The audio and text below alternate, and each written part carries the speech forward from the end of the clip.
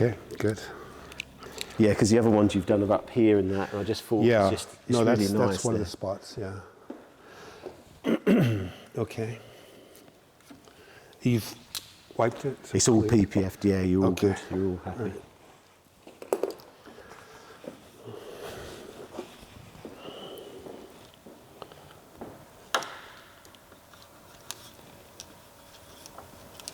I'm just checking the amount.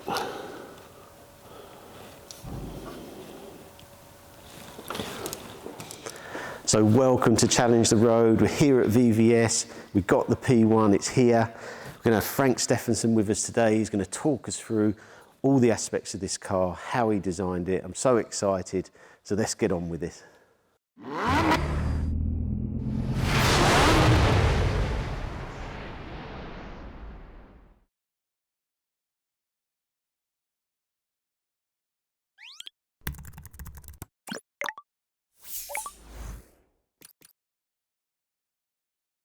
So we're here with Frank Stephenson at VVS with the Mclaren P1. Frank, it's an honour to have you here on the channel. And I really wanted to talk to you about the car. I'm a big fan of your YouTube channel. I've seen obviously all your videos on the P1 and different cars I've got, the Escort Cosworth, the 430 Scuderia. But I wanted to talk to you a bit about your time at McLaren early on, because you joined in 2008. Yep. And it was, on some of your videos, you've said about it being a really small team, but that was actually fantastic for you. Yeah, I mean, if you had your choice, you would probably always prefer to work with a smaller team rather than a bigger team. I mean, in design, we have, you know, it's not unusual to have a lot of prima donnas on your team. Yeah. And, I think the tighter a team is, and the more energy I think is within that team. Of course, it's a lot more work because you have less people to put onto each project. But I think the intensity of, if you do love your job, if you love designing, love creating, you know, the ultimate driving type vehicles like these, then that amount of work is actually a good thing. And you started with the 12C, and then you've moved straight into this hypercar for McLaren. It must have been a fantastic time for you to do that. Yeah, I mean, the time when McLaren was just starting out in 2008 as an automotive company was a chance in a lifetime. I mean, starting with a clean sheet rarely happens, especially in this category here. And but like I said, a huge challenge, because Ron Dennis's brief was basically for all of us to bring McLaren Automotive up to a level that was at least competitive to Ferrari in 10 years' time. Yeah. So you know that is a very short amount of time to be in the production car business. So compared to how long Ferrari, Lamborghini, all the big names have been, to achieve that kind of target as a level was unheard of, I think, up to that point. But basically, I think we just were able to get a bunch of great car guys in on McLaren from each type of, you know, each part of the production. So we'd have, you know, the top finance guy, top marketing guys, top engineering guys, everybody who was very good at what they did come together. And it was kind of a, you know, almost call it like an all-star team, all very passionate about creating a brand that represented McLaren in the best way possible. And you had a fantastic head office, didn't you? One of the most unique buildings. Yeah, that's, I mean, that's very inspirational. Tremendous to go there. And yeah, it wasn't a dungeon, as you could say. Of course.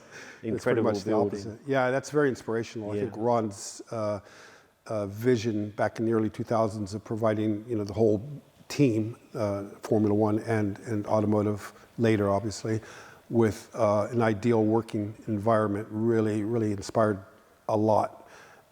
It did give you that character, that feeling that it was someplace that you couldn't wait to get to in the mornings, and you almost didn't want to leave at night. And on the weekends, you're thinking about getting back on Monday to work. And yeah, it was very inspirational. I mean, amazing place to work, and having sort of that group atmosphere of Formula One technology happening right there next to automotive. It doesn't get better than that. Well, I remember going there to meet Simon about the sports app that we developed for McLaren young drivers. Right. And he always walked past the P1 and said, "That's my favourite car." You know, the P1. Yeah. But when I was purchasing this, I went back through sort of every video I could find on the P1. And some things struck with me before I purchased this, that when Ron was at the Paris Motor Show, you had like a light show of the car with all these coloured lights going over the car. And then he was talking about it in the same way as the F1. Yeah. and being a car that McLaren made that would appreciate hugely in value over Mm-hmm. time, and that really struck me. And I remember it had sort of tinted windows, Yeah. and it was all in the normal mode, and then you would, obviously there must be someone in there, I assume, controlling it to bring the Yeah, spoilers up, and activating it was it, like yeah. a transformer. Yeah, well, the interesting thing about the car at the Paris Motor Show was the fact that most people thought it was actually the concept version of the P1, when in reality that was the P1. Right, Most of the okay, time yeah, when you launch okay. a car, new car, you bring it out, you typically will show something that's a bit exaggerated or a Yeah. little bit further ahead than what you would actually bring as a production car. And there was no intent on showing anything at Paris that wasn't the real thing. So the car we saw at Paris, albeit Was there the real- was was- one slight modification, which are the air vents just in front of the rear Right, okay. front tires. Those were brought in later because of cooling issues. But the Okay. car we saw in Paris was the production car, the production intent. So how, if you've got a 12C and you go to this, would there be anything brought over from the 12C other than obviously it's the 3.8? Yeah, we did a lot with the, obviously there are elements that are changing, but basically the size of the car, Yeah. a lot of the interior components that you don't see are pretty much carry over Okay. in terms of AC Yeah. units and things Yeah. like that, as well as perhaps the carbon tub in its Because it went over the basic- top as well, didn't it? Yeah, the carbon tub had to be slightly modified, of course, but the underbody, the tub area, is pretty much what you would get with a 12C. It was, I mean, that was an enormous step anyways for a 12C, for a segment, supercar Yeah. segment car to have a carbon tub, but to actually be able to use that in the hypercar segment showed you how good it was in terms of lightness, stiffness, strength, all that. So, yeah, pretty special car. I mean, it's...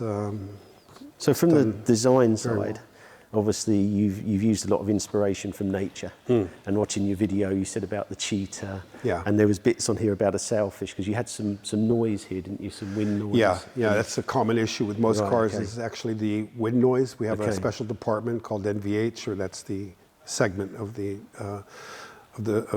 department that actually challenges any noise, vibration, harshness Right, okay. issues that we have.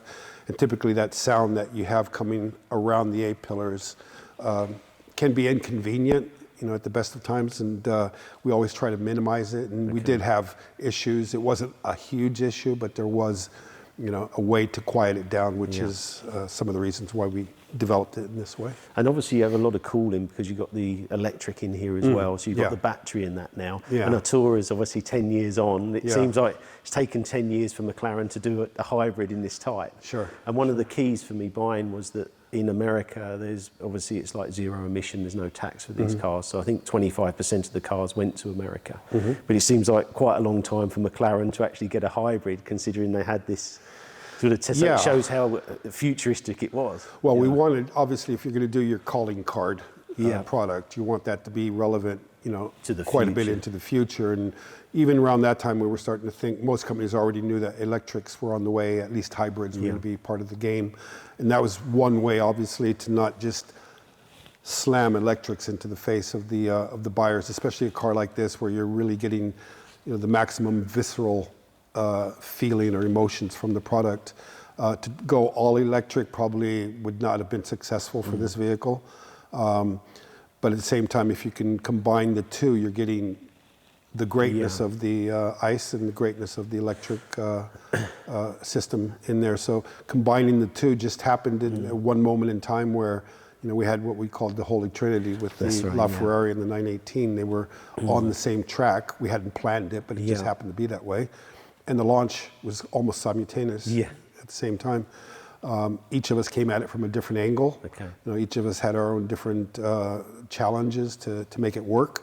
And they all worked. Yeah. They're all great. But I think McLaren went at it in much more of a racing way. Well, I was trying to choose between the three of them. So you've got obviously your 918, the LaFerrari.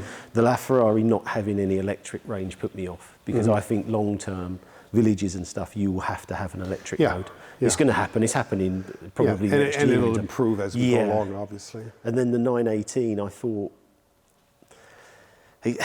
I'm not sure it's aging as well as this. So I think one of the comments that I looked through a lot of comments on YouTube, Facebook, and a lot of people said that this looks like a new car today. Yeah. Which for you must be Fantastic, because how many cars age as well? If you're if you're using nature as your influence for the design, nature doesn't get old. I mean, if you look at it that way, nature is pretty much what we call the most timeless influence you can use on a project. So what works in nature lasts, right? So it doesn't really go, it's not a trendy thing in one year out the next. So what we did with the design of this car was basically try to not simulate nature, but at least bring in the great principles of nature, which is no excess, no more than what you need, minimize, simplify, not simple, but simplify. And in that sense, basically what we were talking about was creating a new visual form or aesthetic for the brand, for the mark. I mean, the 12C was good as an initial building block for our design language, but I think with this, seeing it as your maximum expression of engineering, you want to go full hog, all out, and do something that is, you know, haute couture, haute couture, but haute couture, pushing the limits of basically what's acceptable in that moment in time. And so that kind of released us from having to make it look like a McLaren or look like something that we'd done before. And to have that kind of design creative freedom that Ron was kind enough to give us, meant that we could really push the limits of what people would accept, I think. And of course, you're paying for an object or a product that basically should look unique. I mean, you'd get hit hard if people started noticing similarities with other cars. But again, you know, we were looking at principles again of nature that meant that instead of filling the car out, we were basically sucking out any excess material. You can see that. It's like it's shrink wrap. Absolutely, and I think that's one of the secrets for lightweight. You know, if you can get rid of something, get rid of it. If you don't need it, we didn't need the side panels on the car. Exposed the carbon on the side there, removed the door panel. It's a beautiful piece of a design, how you can see the intake actually working there. And it's all it's not really what you would call design for design's sake. It's purpose design, and how nature does it. If it's designed for purpose, it's bound to look good.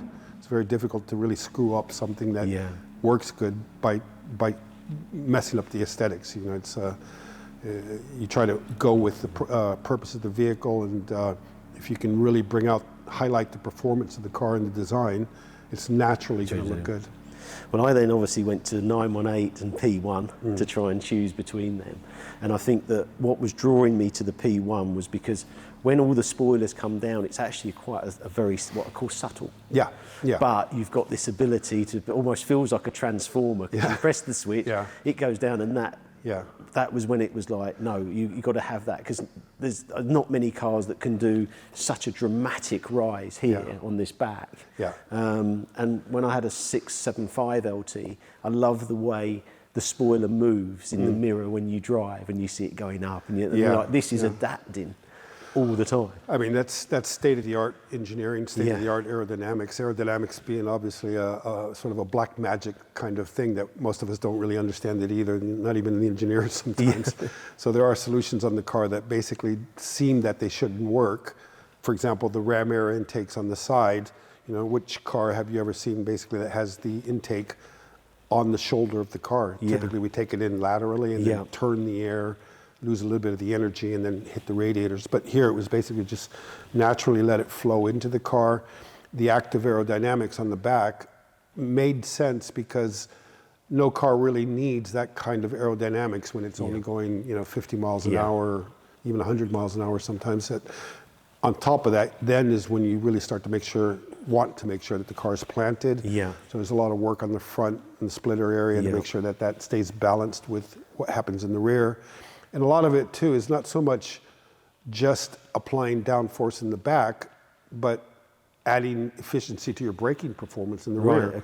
When you're braking hard, the rear end tends to lift. By putting a high downforce wing on the back, it just basically plants the rear end down, giving you a much better braking. Seriously low on the back with that carbon diffusion. I mean, I've never seen anything that low. Clay modeling phase, we were having, you know, serious laughs about how low the back, kind of ridiculously low. You could sit on the back of the car and say, this is the height. And but in effect, I mean, why do you need a back end that is high? Not really for many reasons. So there's not a lot of luggage space in the back that we have to worry about. It's basically just providing a bit of cooling or heat actually to come out of the engine bay. Rear lights and number plate and diffuser in the back. So there's some things I've picked up on that I think keep the futuristic style of the car. I mean, I love the lights at the back. I think that's one of the most striking, because it's never going to grow old. And the way they wrap round, and of course then you've got heat coming out of here, haven't you? Very easily, and you can see right in. Yeah. I mean, a lot of it again is not just designed to look good. It obviously, is attractive and very unique. But if you think about the thermal efficiency of a powerful engine like this, the task is to maximize how much heat we can get out of the car.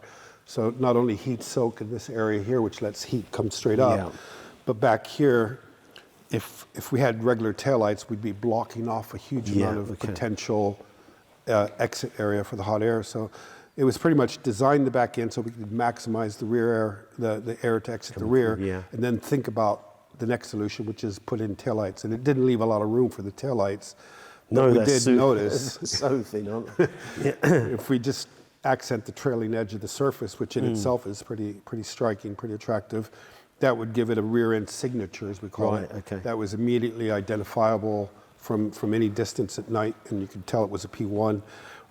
It had a very artistic, almost signature swoop to it, which is identifiable for the uniqueness of the Which is what car. you got on the front with the lights. Also, I mean, sometimes with the lights, even like you said there, Richard, the lights in the front, as long as they're high tech and cutting edge in terms of technology, you have as a designer a bit of freedom to give the car more character. We almost look at the car, the headlights as being the eyes of a person almost, and if it's a boring, round, sweet, non-aggressive shape, okay, that sort of because you're matching off here, aren't you? Absolutely, it's not really a cheap way out or an easy way out. Nobody else can really replicate that and get away with it. McLaren can, because it's our logo. That really drew me to the car as well, because obviously the later cars now, it's like an eye socket, isn't it? 720. There's always an updating version. But those eye sockets on the 720S, although they're, let's call it less McLaren-like as an identification sort of design feature, they do work very well. They let it has grown on me, I think, because it was such a dramatic change. Yeah, it was a big step. We had a lot of fun developing those because we wanted to give them sort of a dual purpose to them. Not only were they going to be illuminated, but inset to give it a bit more of an aggressive appeal and get air into them. But I think as a McLaren aficionado or somebody who loves the McLarens, I think this is sticking more with what we want a McLaren to look like. I think innovation is great, but it also has to bring engineering along with it. I think these wouldn't be old if we redid them in a slightly different shape or whatever. In 5 years' time, if McLaren decided to go back to this, it wouldn't seem out of character. Would these be aerodynamic in here? Yeah, those are very, very important. Are they? Right, okay. Oh, critically important. Because obviously like a 600 LT and others don't have this type of, there's obviously fans. We pulled, these are, we got two LTRs, two low temperature radiators on the side. We have a main radiator here, but the trick here, first of all, the air that goes into the LTRs, we want to get it out as quickly as possible, but we also want to use it to push the front end down. So that hot air or cool air that goes in here comes out of here hot, pushes against here, keeps a bit more added downforce in the front. But the trick with these here, and we had all kinds of shapes here, not just the swoosh that you're seeing here, although that swoosh is very McLaren-esque. Yeah, it is. The idea here was to get the air out and to not make it ever go back into the center snorkel on the roof or into the side intake. So in the wind tunnel testing, if you were able to put a vapor trail on here, you would see that the hot air that exits from here shoots directly between the intake on the snorkel and the side intake on the door there. It incredibly just passes right through there, so it's always that you don't have hot air returning back into the system. So that I love the snorkel on the top, actually. That makes it, I think it's and it's not too high, because a lot of them can be quite high, but we actually lowered you can center see line of the car. So basically, instead of going up, we lowered the center line. You don't really have any problems with lowering center lines because you're not really getting into any headspace area. So it works very well in that sense. And then we designed it from a top view such that it gave it a real, almost like an airplane jet fighter look. Right. If you look at it, it's got the fuselage and the wings coming off of here. And these lead off to the turbos. So the air comes in here, it Like doesn't a go ram air directly effect. back, it splits off to that Each turbo turbo and this on to each this side. turbo. Yeah. And then obviously we finished it off with here with a bit of cooling. That's Yeah, also that's a bit nice. of cooling area there, as well as what we call the CHMSL, the CHMSL. That's center high mounted stop lamp, Yeah. which you're required to have at a height that's always higher than your rear tail lamps. Right, So some companies will put it into the rear glass area. We wanted to disguise it as much as possible by putting it in here. So when you hit the brakes, you also get this to light up. And it's a nice design in here because you can't Yeah. see much of the engine because the engine's so low on McLaren. So Yeah, that's you what don't see that. I mean, they're obviously you want to see the heart of the car, but Yeah. being that the McLaren engines are so Yeah. low inside the chassis that there's not a lot to see mechanically. But at the same time, you still want to beautify it in some way that makes it look like high-tech heart, I guess you could call it. I was interested on the rear brakes, this black. Yeah, sort of that's your sense. handbrake. It's Yeah. big though. Yeah, we have the handbrake, and then we also have. I didn't know if it was something to do with air or trying to. Well, there is a it's not- ducting in there. There is, Sorry, okay. I thought you were talking about this No, one. This I'm is talking the about this handbrake. here. Yeah, that's a cooling duct. It is a cooling. Yeah. Okay. Yeah, we have that Yeah. for cooling. Okay. Yeah. That's what I Yeah, thought. the other one here is the handbrake. It's just I've never seen one well, like it's, that on a. I wish I could say I designed it, but It's quite a big engineered. item, isn't it? Yeah, it's You huge. know. I mean, these brakes basically Yeah, make it very that's- hot. yeah. These are very, very highly efficient brakes that are based off of the Like a Akibono, space, I yeah. think it is, brakes from Formula One. Like a space age material that you can't. Yeah, the more you use it, the more polished it gets. So Because I was looking at these, you never replace them. They're like lifetime. not discs. necessarily unless you're So- tracking it Yeah. every weekend or something. But yeah, they're very special. Even the stance of the car is just amazing. I mean, you would never Yeah, want when to you see see it. how. Yeah, how that tight. tyre's I mean, actually obviously higher this is than this. performance Yeah, right. mode. Yeah. But that is I mean, we have to design the cars in its worst condition Yeah. possible, which hurts kind of because you think Yeah. you want the car to look planted. But the car, the good thing is it can ride in this mode. It's very Yeah. stiff. But this is when a sports I'd car be really- interested now, like performance times with newer tyres. Yeah. A set of new Michelins on this is Yeah, what I've been. yeah. And it's difficult because this is a 200-mile car. It's original tyres, but the tyre performance is where a lot of the people are getting the gains now Yeah. on the Porsches, on the. Yeah. So it'd be interesting that with. Yeah, you know, you could put I mean, they're not bad tires, of course. Yeah. They're tires of its time, of its age, but obviously the development continues. And yeah, the car's, I mean, for the time when it came out till today, I think the car has held its own very well in terms it's of engineering, in terms tremendous, of yeah. design. Yeah, I mean, the thing with this car is that there are so many things on it that you discover. That's that you what I don't like notice going the round. first It's time. like bits like that on there. Yeah. I want to sit it at home and sort of have a beer and just walk round and actually sit and look. I mean, I haven't even sat in it yet. Well- but even just the design in here. Yeah. It's with the carbon, with the mat, with the leather. Yeah, that you happens know. when you have carte blanche with designing something. And you're not worried too much about it looking, we weren't worried about it looking too similar to anything Yeah. else that existed in the history of McLaren. So, and even carried through on the interior on the dash here, you can see that sort of shrink-wrapped look where the ducting for the vents is accented. It's almost like you minimize the surface And as much as and possible. the buttons in here, because obviously a lot of the Ferraris, they had the handles here, but obviously it went in here. Well, door handles are They almost all ruin the antiquated look, these don't they? days. Yeah, they're not a really nice feature in terms of aerodynamics or. And I noticed you've got sort of these ram air filters coming in here, and I love this Yeah. design here with the carbon.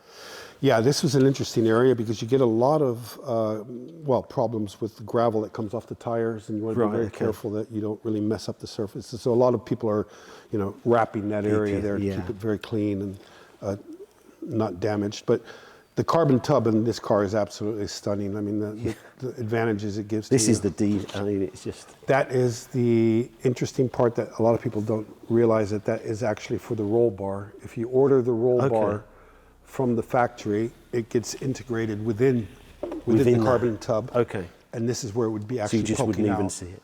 You wouldn't know No. it's there. And the advantage, obviously, is if you're wearing a helmet, you Right, don't yeah. lose the clearance, the head clearance. So it could be integrated. Yeah, we're carrying a lot of air that comes out of there through here. Yeah. It goes through the door and back into this there. duct This down one. there. That's your main intake This duct one there. here coming in. Yeah, these are your oil cooler and your clutch Yeah. cooler on the other side.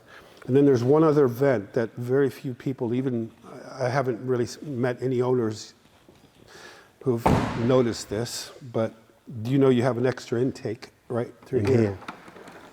Right, yeah. I don't want to lose my pen. Oh, don't lose it. But that's a special Yeah, thing bring it because in. behind here you have your batteries. Right, okay. So we didn't want to actually look in and see the batteries, but this is sort of McLaren Yeah. look, so we just covered up with a carbon panel. And I mean, I love the colour. When I first chose the car, it was very difficult because this was sort of Geneva volcano yellow. Yeah. I wasn't sure at first until I saw it, and then I thought, I think it needs a colour. Yeah. You know, originally in my mind I had sort of black, sort of Dark. Yeah, Yeah. dark colour, and then actually I really like the metallic in this and the way it really shows the curves. yeah, Because it might have got um, lost on a darker colour car. Yeah, the problems with darker colored cars is you lose a lot of the sensual surfacing, the very delicate transitions. You get, it's not as subtle. When you get these kind of cars with this type of color finished, which is not metallic, Right. this has little spheres, Okay. little chrome spheres of paint or not paint, just balls basically inside Right, the okay. paint. That basically when the light hits it, it reflects back a pinpoint of light, not a flake of Right, light. okay. So it's a lot more finer, a lot more elegant. Right. And those little spheres that you see in there, in some of the other colors, we run, instead of just say a chrome ball, we run a color in that sphere. Right, So you could okay. have perhaps a black finished car with red spheres, chrome Okay. red spheres, and then you Right, get the okay. fire red look. So Yeah, the car you from get a that. distance looks black, but it Yeah, sort and of then it's glows red. And I think Yeah. it contrasts with the roof fantastically with the yellow, with the black. Yeah, I think color Yeah. is, I mean, too oftentimes we think that black is a cool color for a sports car, but basically it tends to play down the shape, the form of the car, the sensuality, I think, of the car. And there are enough black bits on a car to, give it sort of that evilish look, I think. But This was interesting on the door, how you, this bit here. Yeah, this is very interesting here because we needed to actually get the air out through here. Okay. We had to tuck it in, but then we didn't have this originally, this little fin here that was added on sort of later on. Because you'd think it would be one piece, wouldn't you? Well, you could, but it would look a little bit less Yeah. effective, I think. The wing helped us actually Yeah. through here, so that helped to separate it. And I actually just- quite like this on here. yeah, I know that's it was an another- we add-on had- at the end, but I actually quite like it. Well, if you look at the original Paris car, it didn't have that. It didn't have that, right, And okay. it kind of feels now that you see it like it was missing something in that area, which actually improves the performance of the vehicle. Yeah, there are a few things in the car, like we Yeah, I were was going to speaking ask you, earlier. what would you change? Because no one's really, I've watched obviously a lot of the videos on it, no one's Well, really... you're but- playing with fire when you're Yeah, talking about because obviously you've got P1. Gordon Murray, the F1 now, he's Yeah. made his T50 as a sort of a replica of an F1, but would there be much you would, if you had a... I mean, proportion-wise, I think we would pretty much stay the same. The car looks planted on the wheels. It doesn't look overly big. It doesn't look overly wide. It doesn't look too narrow, which is important, or it doesn't look what we call pin-headed, where you have a very wide body and a very narrow cabin. That tends to look a little bit ridiculous. But it does have strong shoulders running all the way through it. There's a lot of movement in the surface of the car, so you always get the light sort of... There's not a straight line on the car. There's not, I can guarantee And the door is just fantastic it through here, flows, isn't it? The all the way that you see the lines. carbon in there is... Yeah, it's that's a lot of 2 a.m. tuning with tape on the clay model with a pizza and a bunch Would of there crazy be any guys. compromise that you had to make in the end? do you think?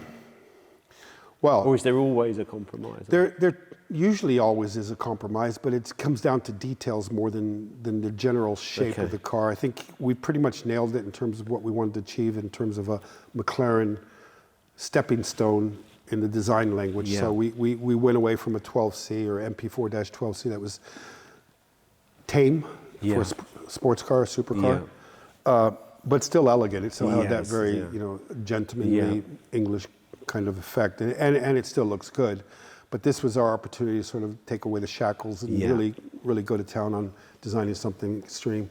But in terms of improving the design, I think if this car was going to be coming out in 5 years' time, there are quite a few things you would do on the car on this car as it is to improve it. But they do, again, come down to details. Yeah. But it's one of the few cars that just every day you find something different. That's why the enjoyment's going to be for me, to just keep the inside details, even in here, the detail. You just keep going on and finding more. The attention to detail on this car, a lot of it obviously comes from Ron's philosophy of no detail is too small to worry about. But it's the mindset of most of us that work there anyways. At the time, I remember all of us were pretty much lost hope for OCD. We were, well, I still am, but basically we just sweat the details, and no item is too small to not think about.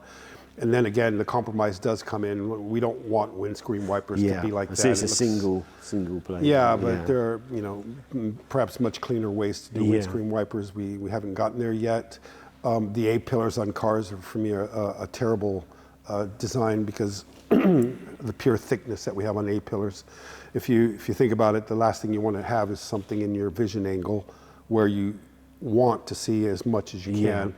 So the more narrow we can make an A pillar, the safer you're going to be driving the car. So for me, the A pillars were always... Well, that was one of the keys with McLarens. You always feel like you're right on the road. Yeah, Well, a lot of that comes from the forward downward Yeah, because I vision. can see how much this is... Yeah. Well, we had that. We also had the target of maximizing the recognition, I guess, factor of where your front wheels are at. So we always aim to put the high point of the fender directly over the center of the front wheel. So when you're driving, the high point of the fender is exactly where your wheel is, so you know where the apex. Because there's no car to drive with steering and the feel like a McLaren. No, you're sitting straight. Yeah, because you just get the feeling that you're almost in a go-kart. But it might be because you've got this feel that you know exactly where you are. You're in the car too, which is a really good feeling. And it does happen a lot of times with cars where you have wide front wheels. Right, okay. You have to offset the pedals and the feet a little bit off to the middle of the car. And that gives you a sort of an odd feeling that eventually you do get used to it, but it's just always nicer to be correctly straight. lined Well, up. my Porsche 993 is the same. You're all right over here. And the Murcielago is the other one, Yeah, I mean, you get used to anything, but if you could avoid it, you would. Yeah. So I think we've done everything on the car. We'd love you to be able to sign the car today on the front. Yeah, but I wouldn't sign it where you... No, not here. No, we've got to Yeah, the other thing I think we should also mention, which is pretty awesome about this car, is that it really is just three pieces if you think about it. The front is one big clam, then you have the doors, and then the rear. There's not really any other bits that are sort of attached to the car. It's just a front, a middle, and a rear. And the less cut lines we can put on a car, if we were to redo the car again, the less cut lines you can put on a car, probably the better for quality, for build. Of course, it might be expensive to replace a single part of the car, but costs always go down. That's not really an issue. So, I think you should be extremely. I'm envious, but I think you should be absolutely extremely over the moon. Yeah, to have such a low mileage example I can keep and be a custodian for them, really. I mean, I say only 375, 25% went to America. I've never seen one on the road. And we were talking about that coming down today and just thinking, gosh, we'll probably never see another one, at least for the rest of this year. Well, you were down with Calvin, weren't you? I mean, I remember me and Calvin were in Mini Metros, I don't know if he told you, but I had a black Mini Metro, he had a red one, and then all of a sudden we're getting a P1, but it's amazing. Well, it's definitely a highlight, I would say. Great. And this particular one, obviously, Yeah, I think the yellow is absolutely fantastic. Yeah, it's stunning. I mean, it's nice inside, but it just gets better when you put it outside, isn't it? Great. Yeah. Okay, well, we'll do the signing, and then we'll go from there. Okay. Thank you. Wow.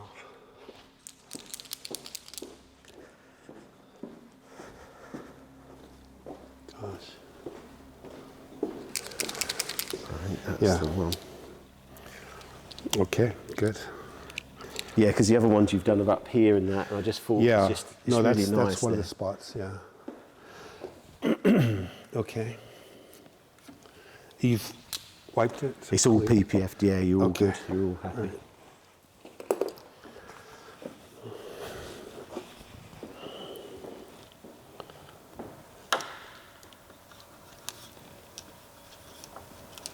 I'm just checking the amount.